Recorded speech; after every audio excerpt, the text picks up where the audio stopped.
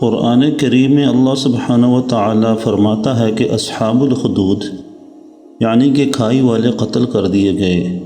سورۃ البروج کی تفسیر جو کہ صحیح مسلم کتاب الزہد میں بیان ہوئی ہے، اس تفسیر کے مطابق کسی زمانے میں ایک بادشاہ ہوا کرتا تھا۔ اس بادشاہ کا ایک جادوگر بھی تھا جس سے وہ مختلف کام لیا کرتا تھا۔ جب جادوگر بوڑھا ہو گیا تو اس نے بادشاہ سے کہا کہ بادشاہ سلامت، اب میں بوڑھا ہو گیا ہوں، لہٰذا آپ ایک لڑکا میرے پاس بھجوا دیجئے تاکہ میں اسے جادو سکھا سکوں۔ لہٰذا بادشاہ نے ایک لڑکے کو اس کے پاس بھجوا دیا تاکہ وہ اسے جادو سکھا سکے۔ جب وہ لڑکا اس جادوگر کے ہاں جاتا تو رستے میں اسے ایک راہب ملتا تھا۔ وہ لڑکا اس راہب کے پاس بیٹھ جاتا اور اس کی باتیں سنتا رہتا۔ راہب کی باتیں اسے بہت اچھی لگنے لگیں، لہٰذا جب کبھی بھی وہ جادوگر کے پاس جاتا، راہب کے پاس جا کر ضرور بیٹھتا۔ راہب کے پاس اکثر رکنے کی وجہ سے اسے دیر بھی ہو جاتی، لہٰذا جادوگر اسے دیر سے آنے پر اکثر مارا کرتا تھا۔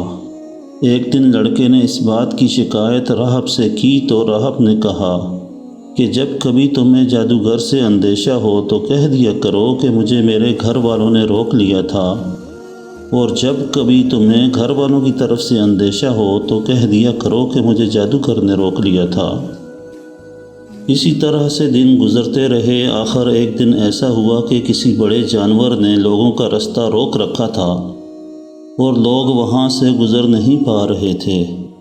اس لڑکے نے سوچا آج میں جان لوں گا کہ راہب افضل ہے یا جادوگر۔ اس نے ایک پتھر اٹھایا اور اس طرح دعا کی کہ اے اللہ، اگر راہب کا کام تیرے نزدیک جادوگر کے کام کے مقابلے میں زیادہ پسندیدہ ہے تو اس جانور کو موت دے دے تاکہ لوگ آ جا سکیں۔ پھر اس نے پتھر پھینکا جو کہ جانور کو جا لگا اور جانور مر گیا، اور اس طرح سے لوگ آنے جانے لگے۔ لڑکا راہب کے پاس آیا اور اسے سارے واقعہ کی خبر دی۔ راہب نے لڑکے سے کہا کہ اے میرے بیٹے، اب تو تم مجھ سے بہت افضل ہو گئے ہو۔ میں دیکھ رہا ہوں کہ تم کس مقام پر پہنچ چکے ہو، اور دیکھنا عنقریب تم آزمائش میں مبتلا ہو جاؤ گے۔ تو اگر تم کسی بھی آزمائش سے دوچار ہو جاؤ تو میرا نام نہ لینا۔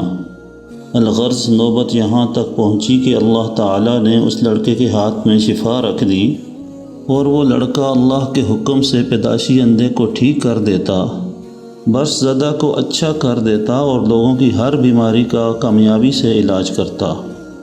یہ خبر بادشاہ کے ایک وزیر کو پہنچی جو کہ اندھا ہو گیا تھا، تو وہ وزیر بہت سے تحفے لے کر اس لڑکے کے پاس پہنچا اور اس سے کہا کہ اگر تم مجھے اچھا کر دو تو یہ سب کچھ تمہارا ہے۔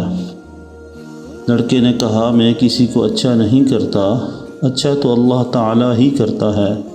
اگر تم اللہ پر ایمان لے آؤ تو میں اللہ سے دعا کروں گا تو اللہ تعالیٰ تمہیں شفا دے دے گا۔ لہٰذا وزیر اللہ پر ایمان لے آیا اور اللہ تعالیٰ نے اسے شفا دے دی اور اسے بینائی واپس مل گئی۔ پھر وہ وزیر بادشاہ کے پاس پہنچا اور اس کے پاس اس طرح سے بیٹھنے لگا کہ جیسے کہ وہ پہلے بیٹھا کرتا تھا۔ بادشاہ نے اس سے پوچھا کہ تمہاری بینائی تمہیں کس نے واپس لوٹائی؟ اس وزیر نے کہا کہ میرے رب نے۔ بادشاہ نے کہا کیا میرے علاوہ بھی تمہارا کوئی رب ہے؟ اس وزیر نے کہا میرا اور آپ کا رب اللہ تعالیٰ ہے۔ بادشاہ نے اس کو گرفتار کر لیا اور مسلسل اسے تکلیفیں دینا شروع کر دیں، یہاں تک کہ اس نے اس لڑکے کا نام بتا دیا۔ لڑکے کو بادشاہ کے دربار میں لایا گیا۔ بادشاہ نے اس سے کہا اے میرے بیٹے، تمہارا جادو اس حد تک پہنچ گیا ہے کہ تم اندھے اور برس زدہ کو اچھا کر دیتے ہو۔ لڑکے نے کہا کہ میں کسی کو اچھا نہیں کرتا، اچھا تو اللہ تعالیٰ ہی کرتا ہے۔ بادشاہ نے اسے گرفتار کر لیا اور مسلسل اس پر تشدد کرتا رہا، یہاں تک کہ اس لڑکے نے راہب کا نام بھی بتا دیا۔ بادشاہ نے راہب کو بلوایا اور اس سے کہا اپنے دین سے واپس لوٹ آؤ، لیکن راہب نے انکار کیا تو بادشاہ نے ایک آرا منگوایا اور آرے کو اس کی سر کی مانگ پر رکھا اور اس کے جسم کو چیر کر 2 ٹکڑے کر دیا۔ پھر بادشاہ نے اپنے وزیر کو بلوایا اور اس سے کہا اپنے دین سے واپس لوٹ آؤ۔ اس وزیر نے بھی انکار کر دیا تو بادشاہ نے اس کے جسم کو بھی چیر کے 2 ٹکڑے کر دیا۔ پھر اس لڑکے کو لایا گیا اور اس سے کہا گیا کہ اپنے دین سے پھر جاؤ۔ اس لڑکے نے بھی انکار کر دیا تو بادشاہ نے اس کو اپنے سپاہیوں کے حوالے کر دیا اور ان سے کہا اس لڑکے کو کسی پہاڑ کی چوٹی پر لے جاؤ۔ جب تم چوٹی پر پہنچ جاؤ تو اگر یہ اپنے دین سے پھر جائے تو ٹھیک ہے، ورنہ اس کو پہاڑ کے نیچے سے پھینک دینا۔ وہ لوگ اس کو لے کر پہاڑ کی چوٹی پر گئے۔ اس لڑکے نے کہا اے اللہ، تو جس طرح چاہے میرے لیے ان کے مقابل میں کافی ہو جا۔ اللہ تعالیٰ کے حکم سے پہاڑ ہلا اور وہ سب کے سب پہاڑ سے نیچے گر گئے۔ لڑکا واپس بادشاہ کے پاس پہنچ گیا۔ بادشاہ نے پوچھا تمہارے ساتھیوں کا کیا ہوا؟ لڑکے نے کہا اللہ تعالیٰ ان سب کے مقابلے میں میرے لیے کافی ہو گیا۔ بادشاہ نے اس کو پھر سپاہیوں کے حوالے کیا اور ان سے کہا کہ اس کو چھوٹی کشتی میں بٹھا کر بیچ سمندر میں جاؤ۔ اگر یہ اپنے دین سے باز آ جائے تو ٹھیک ہے، ورنہ اس کو سمندر میں پھینک دینا۔ وہ لوگ اس لڑکے کو لے کر گئے۔ لڑکے نے کہا اے اللہ، ان کے مقابلہ میں جس طرح تو چاہے میرے لیے کافی ہو جا، حتیٰ کہ کشتی الٹ گئی اور وہ سب کے سب غرق ہو گئے اور لڑکا چلتا ہوا بادشاہ کے پاس واپس پہنچ گیا۔ بادشاہ نے پوچھا تمہارے ساتھیوں کا کیا ہوا؟ لڑکے نے کہا اللہ تعالیٰ ان کے مقابلے میں میرے لیے کافی ہو گیا۔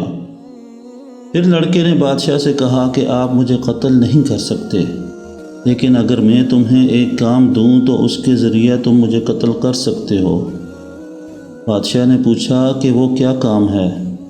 لڑکے نے کہا کہ ایک میدان میں سب کو جمع کرو اور مجھے ایک تنے پر لٹکا دو، پھر میرے ترکش سے تیر نکال کر اسے کمان پر چڑھاؤ اور پھر کہو کہ اللہ کے نام کے ساتھ جو اس لڑکے کا رب ہے میری طرف تیر پھینکو۔ اگر تم نے ایسا کیا تو تم مجھے قتل کر سکو گے۔ لہٰذا بادشاہ نے ایسا ہی کیا اور ایک میدان میں سب لوگوں کو جمع کر کے اسی لڑکے کے تیر سے اللہ کا نام لے کر تیر لڑکے کی طرف چلا دیا اور تیر اس لڑکے کی کنپٹی میں جا لگا۔ لڑکے نے کنپٹی پر تیر کی جگہ پر ہاتھ رکھا اور مر گیا۔ مجمع میں موجود لوگوں نے کہا ہم اس لڑکے کے رب پر ایمان لے آئے، ہم اس لڑکے کے رب پر ایمان لے آئے، ہم اس لڑکے کے رب پر ایمان لے آئے۔ بادشاہ واپس اپنے محل آیا تو اس کے درباریوں نے اس سے کہا دیکھا بادشاہ سلامت، جس چیز کا آپ کو ڈر تھا اور جس وجہ سے آپ نے لڑکے کو قتل کیا وہ ہو کر ہی رہا اور سب کے سب لوگ ایمان لے آئے۔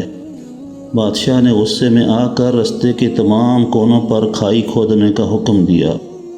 بہت گہری کھائی کھودی گئی اور اس میں آگ جلائی گئی۔ بادشاہ نے کہا جو اپنے دین سے نہ پھرے اسے اس کھائی میں ڈال دو۔ بادشاہ کے لوگوں نے ایسا ہی کیا اور لوگوں کو کھائی میں دھکیلتے رہے، لیکن لوگوں نے اللہ کا رستہ نہ چھوڑا، یہاں تک کہ ایک عورت آئی، اس کے پاس ایک بچہ تھا۔ وہ عورت اپنے بچے کا آگ میں جلنے کا سوچ کر گھبرائی اور رکی تو بچے نے کہا اے میری ماں صبر کر، بے شک تم حق پر ہو، اور اس طرح دونوں ماں بیٹا کو بھی کھائی میں ڈال دیا گیا۔ اللہ تعالیٰ اس واقعہ کو قرآن میں بیان کرتے ہوئے فرماتا ہے کہ کھائی والے قتل کر دیے گئے۔ وہ کھائی آگ کی تھی جس میں ایندھن جھونکا گیا تھا۔ بادشاہ اور اس کے اہلکار اس کھائی کے کنارے پر بیٹھے ہوئے تھے اور جو کچھ وہ مؤمنین کے ساتھ کر رہے تھے اس کا تماشا دیکھ رہے تھے۔ اسی صورت میں اللہ سبحانہ و تعالیٰ آگے چل کے فرماتا ہے کہ بے شک اللہ کی پکڑ بڑی سخت ہے، اور مومنوں کے لیے جنت کی بشارت اور سرکشوں کے لیے جہنم کی وعید بھی اسی صورت میں بیان ہوئی ہے۔ اللہ سبحانہ و تعالیٰ سے دعا ہے کہ ہمیں دین پر صحیح معنوں میں عمل کرنے کی توفیق عطا فرمائے اور ہماری غلطیوں کمی کوتاہیوں کو معاف فرمائے اور اپنے نام پر مر مٹنے کی توفیق عطا فرمائے۔ آمین یا رب العالمین۔